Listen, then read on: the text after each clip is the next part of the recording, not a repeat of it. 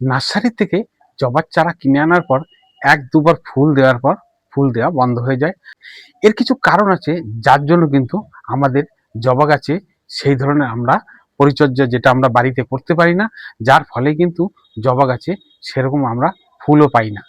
আর জবা গাছ সাধারণত গ্রীষ্মকালে যেহেতু ফুল মোটামুটি সমস্ত গ্রীষ্ম শুরু থেকে আপ টু অক্টোবর নভেম্বর পর্যন্ত কিন্তু জবা গাছ ফুল দেয়। আর এই সময়টাই কিন্তু সঠিক যদি পরিচর্যা না করি তাহলে কিন্তু জবা গাছে আমরা ফুল পাই না। আমরা বিশেষ করে যখন নার্সারি থেকে জবা গাছ কিনে আনার সঙ্গে সঙ্গেই কিন্তু পটে আমরা বসিয়ে দিই। আর ভুলটা কিন্তু আমরা ওইখানেই করি। আর যেই ভুলের জন্য জবা গাছ হয়তো মরে যায়, আর নয়তোবা এক দুবার ফুল দেওয়ার পর কিন্তু জবা গাছে আর ফুল আসে না। তা বন্ধুরা, এই ভিডিওতে আমি রাখবো এমন কিছু টিপস যেটা আপনার ছোট পটে আপনি জবা গাছ চাষ লাগাবেন, আর সেই জবাতে কিন্তু প্রচুর ফুল আসবে। এই যে জবা গাছের চারাটা, এটা কিন্তু নার্সারি থেকে এনেছি আমি, 15 দিন হয়ে গেছে। কারণ কি, আমরা যখনই কোনো নার্সারি থেকে জবা গাছ বা যে কোনো গাছ আনার সঙ্গে সঙ্গে যদি আমরা পটিং করে দিই তাহলে কিন্তু জবা গাছ প্রচুর ক্ষতির সম্মুখীন হয়। আর যার জন্য যে কোনো গাছ যখনই আপনি নার্সারি থেকে নিয়ে আসবেন, আনার সঙ্গে সঙ্গে কিন্তু আপনি টবে লাগাবেন না।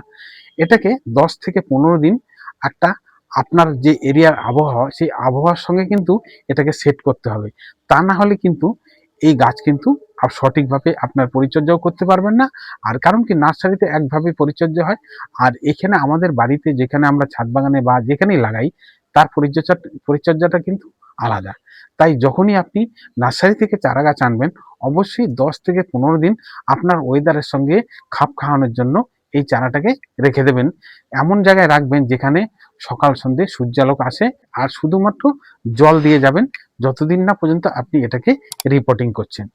যদি বেশি করে ফুল পেতে হয় অবশ্যই তাহলে বেশি ব্রাঞ্চ লাগবে, কারণ যত বেশি ব্রাঞ্চ হবে তত বেশি কিন্তু জবা গাছে ফুল পাবো। দেখুন এইখানে এই একটা গাছ, দেখুন এতে কিন্তু প্রচুর মানে ব্রাঞ্চ আছে।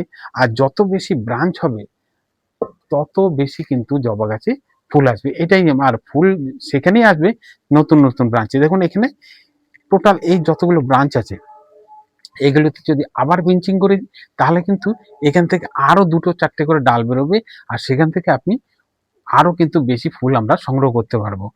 তাহলে বন্ধুরা, একটা ভুল আমরা যেটা নার্সারি থেকে এনে প্রথম ভুলটা করি, আর দ্বিতীয় ভুলটা করি কি, ছোট চারা গাছ আনার সঙ্গে সঙ্গে আমরা বেশি পরিমাণে খাদ্য খাবার দিয়ে দিই, যার ফলে গাছ কিন্তু সেটা নিতে পারে না, যার জন্য গাছ হয় মরে যায়, তা না হলে গাছ কিন্তু ঝিমিয়ে যায়। তাই এই ভুলগুলো যদি আমরা সংশোধন করি তাহলে কিন্তু আমরা একটা সুস্থ জবা গাছ তৈরি করতে পারবো, আর যেখান থেকে প্রচুর পরিমাণে আমরা কিন্তু জবার ফুল পাবো। তাহলে বন্ধুরা, এই জবা গাছের চারা লাগানোর জন্য কি মিডিয়া আমার লাগবে সেটা আমি এখন দেখাচ্ছি।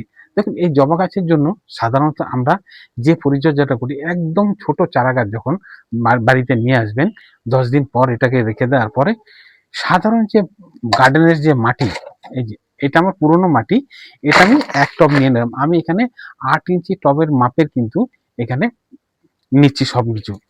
আর সাথে এটা 4 ইঞ্চি পট, আর আমি এটা যেটা দিলাম এটা 5 ইঞ্চি পট। এটা ভার্মি কম্পোস্ট, আপনি চাইলে গোবর সারও ব্যবহার করতে পারেন। ছোট টবের এক টব আমি এখানে ভার্মি কম্পোস্ট রাখবে। এখানে ছোট টবের এক টব, এটা 2.5 ইঞ্চি টব, এক টব আমি বালি।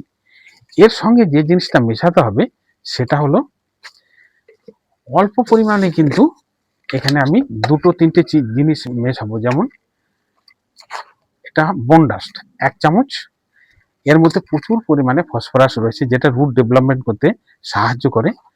আর গাছেতে যাতে পোকামাকড় না আসে, এই 1 চামচ পরিমাণ নিম খোল।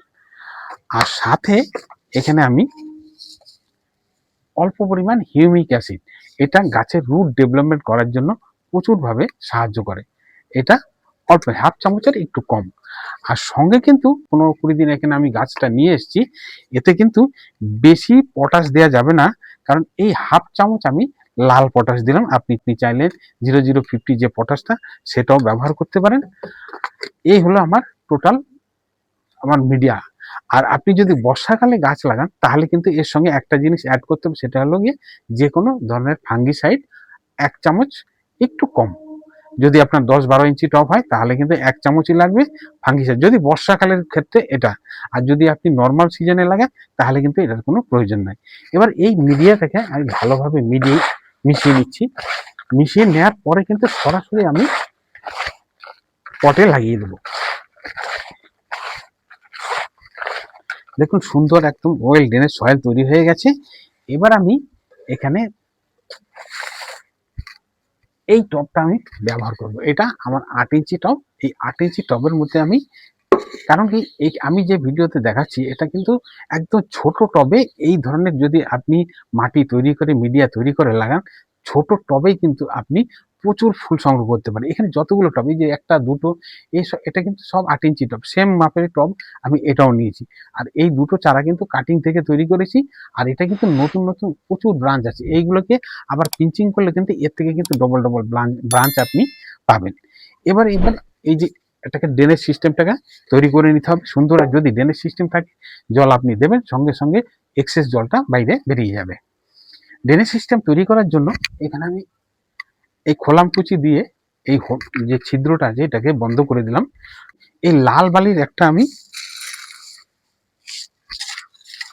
ড্রেনেজ, যাতে জলটা ফিল্টার হয়ে মাটিটা যেন না বেরিয়ে যায়, তার জন্য কিন্তু এখানে আমি এইটা করে নিলাম।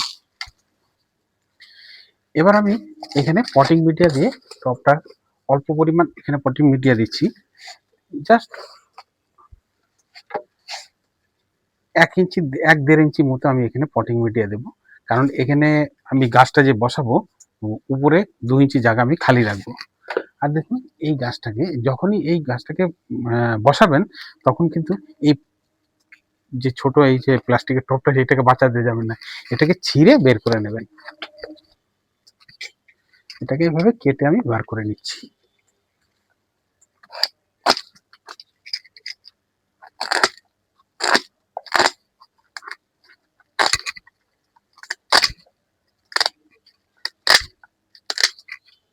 আর এই গাছটাকে যখন আপনি নার্সারি থেকে আনবেন 10 দিন যদি বাড়িতে রেখে দেন, দেখবেন সুন্দর কিন্তু রুটও ডেভেলপমেন্ট হবে।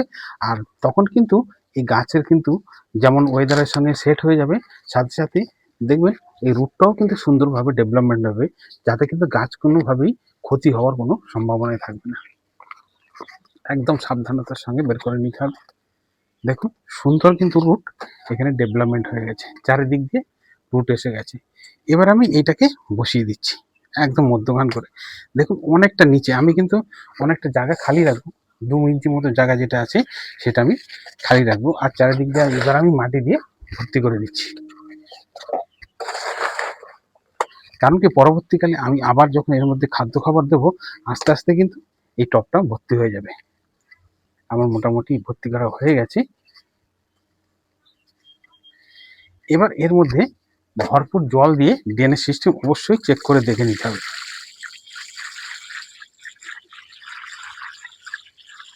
এখন যখনই গাছ লাগাবেন অবশ্যই কিন্তু টবটাকে ভর্তি করে জল দিয়ে অবশ্যই একবার চেক করে দেখে নিতে হবে। এবার পরবর্তীকালে এটা এখন যে খাবারটা দেওয়া হলো, 1 মাস পর্যন্ত এর মধ্যে কোনো ধরনের খাবার দেওয়ার দরকার নেই।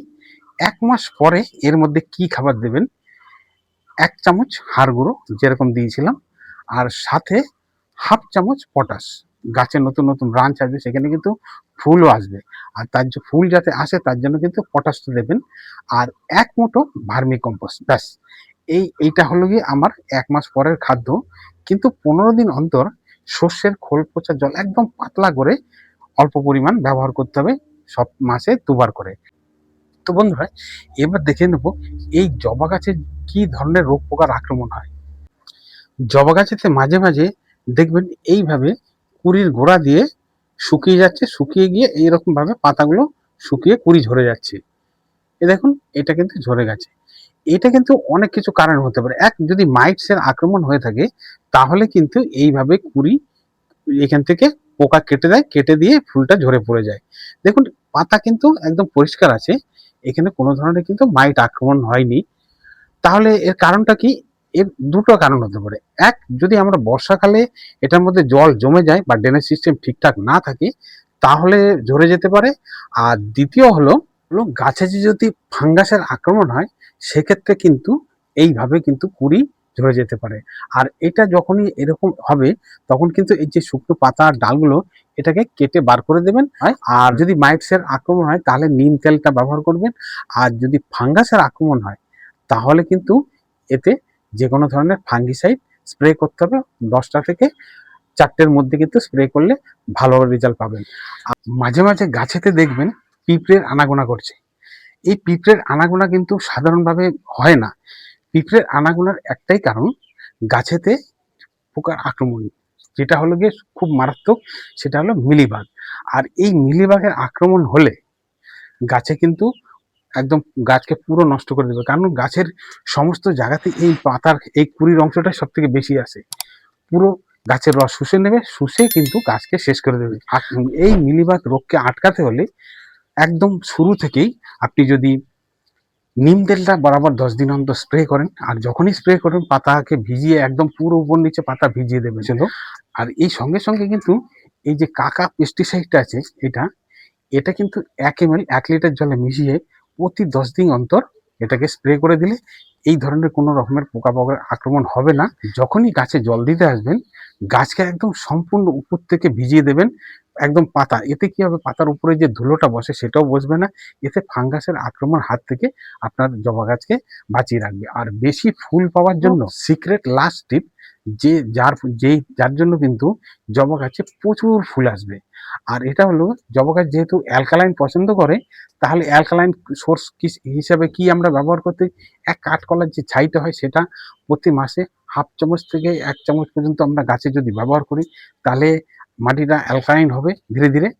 আরেকটা হলো গিয়ে, আমরা যে বাড়িতে লেবু খাই, যেমন মৌসুম্বি লেবু হোক, পাতি লেবু, যেটাই লেবু, সেই লেবুটা খাওয়ার পরে যে অবশিষ্ট অংশ খোসাটা, সেই খোসাটাকে 4-5 দিন একটু ভিজিয়ে রাখুন। ভিজিয়ে রাখার পরে সেই জলটাকে ছেঁকে নিন। ছেঁকে নিয়ে ওই যতটা মিক্সচার তৈরি হলো ততটা জল মিশিয়ে গাছের গোড়ায় ভালোভাবে দিয়ে দিন। এতে যেমন অ্যালকালাইন হবে মাটি, সঙ্গে সঙ্গে ওই অ্যালকালাইন মাটি যেহেতু জবা গাছ পছন্দ করে, সাথে সাথে কিন্তু প্রচুর পরিমাণে আপনার জবা গাছে ফুল হবে। আর একটা জিনিস লক্ষ্য রাখবেন, ভাদ্র আশ্বিন মাসে কিন্তু এই গাছে কিছু কিছু কাটাই ছাঁটাই করতে হয়। যেমন পুরোনো ডালে নতুন ব্রাঞ্চ বেরিয়েছে ছোট ছোট, সেগুলোকে ছেটে দেবেন। শুকনো ডাল সেগুলোকে ছেটে দেবেন। এই কাজগুলো যদি আপনি করেন তাহলে কিন্তু সিজনে খুব ভালো রেজাল্ট পাবেন আর প্রচুর পরিমাণে কিন্তু ফুল পাবেন। আর দেখুন বন্ধুরা, আমার কিন্তু টব দিয়ে একদম যত জল ছিল সব ড্রেনেজ হয়ে বেরিয়ে গেছে। আর এইভাবেই যদি আপনি ওয়েল ড্রেনেজ সয়েল বানান তাহলে বর্ষাকাল শীতকাল যখনই আপনি গাছে জল দেবেন জল বেরিয়ে যাবে, আপনার গাছ কিন্তু একদম সুস্থ থাকবে। আর স্যাঁতসেঁতে হয়ে গেলে তখন মনে করবেন গাছ কিন্তু সে রুট পচে যায়, যার ফলে গাছ কিন্তু ঝিমিয়ে যায়। আর ওই সময় যখনই দেখবেন গাছ ঝিমিয়ে যাচ্ছে তখন গাছটাকে সরাসরি রোদ থেকে বার করে নিয়ে এসে শেডের এরিয়াতে দিয়ে দেবেন। তারপরে ড্রেনেজ সিস্টেমটা ওপেন করে আবার গাছকে রোদে দিয়ে দেবেন, দেখবেন আপনার গাছ সুস্থ হয়ে গেছে। আর খুব বেশি এফেক্ট যদি হয়, মানে গাছ একদম মরমর ভাব, তখন কিন্তু আপনাকে বাইরে নেওয়ার পরে যখন রোদে দেবেন, রোদে দেওয়ার আগে কিন্তু ম্যাগনেসিয়াম সালফেট ভালোভাবে গাছকে 10 দিন অন্তর স্প্রে করে দিলে কিন্তু এই যে মরা মরা যে ভাবটা চলে আসছে, গাছ শুকিয়ে যাচ্ছে বা পচে যাচ্ছে, ওই ওই অবস্থা থেকে কিন্তু এই ম্যাগনেসিয়াম সালফেট বার করে আনবে। আর সঙ্গে সঙ্গে গাছকে একদম সবুজ তৈরি করে দেবে। এই জিনিসটা মনে রাখবেন, ঠিক আছে?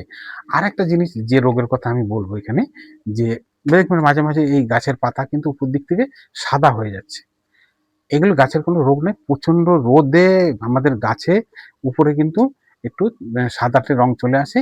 ঠান্ডা জল ভালোভাবে স্প্রে করে দেবেন, স্প্রে করে দিয়ে গাছকে ভিজিয়ে দিলে কিন্তু এই রোগ থেকে আমরা নিস্তার পেতে পারি। তাহলে বন্ধুরা, এই ধরনের আরো ভিডিও পেতে জন্য আমার অবশ্যই চ্যানেল পেজটিকে সাবস্ক্রাইব করে নেবেন। আর এরকম নিত্য নতুন ভিডিও পাওয়ার জন্য বেল বাটনটি ওকে করে দেবেন। আর ভিডিও সম্বন্ধে কিছু জানা থাকলে অবশ্যই কমেন্ট করে জানাবেন। তাহলে বন্ধুরা, আজ এ পর্যন্ত রইল। ফিরে আসবো আরো একটি নতুন ইন্টারেস্টিং টপিকের সাথে ভিডিও নিয়ে। ভিডিওটি শুরু থেকে শেষ পর্যন্ত দেখার জন্য ধন্যবাদ। ভালো থাকবেন, সুস্থ থাকবেন, প্রচুর পরিমাণে গাছ লাগাবেন। ধন্যবাদ।